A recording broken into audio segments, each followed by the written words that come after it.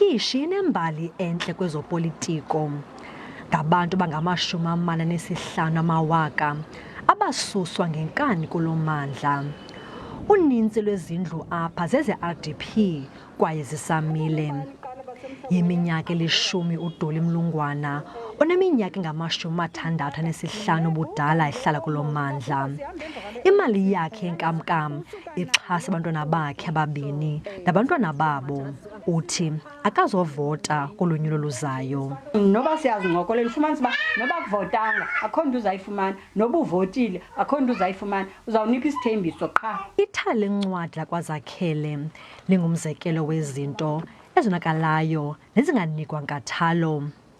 Lakhiwa ngeenjongo zokunceda abantu balapha, kodwa lincume apha aluwenzi umsebenzi walo.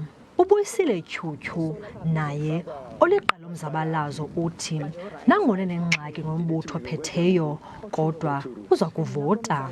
Ndisikakude nale nto le ndawo ndiyivote lo mbutho ndivotelayo sikakude nawo, kodwa uzama ukuthetha nawo siyathetha nawo, kodwa ke iindlebe zilikhuni zabo. Isebe lozinziso loluntu ephondweni lithi linonkqubo lokulungisa izindlu, kodwa imali engange-R230 million kuphela ebekelwe le nkqubo. Ndingulerato Fekisi, weendaba ze-SABC eGqeberha.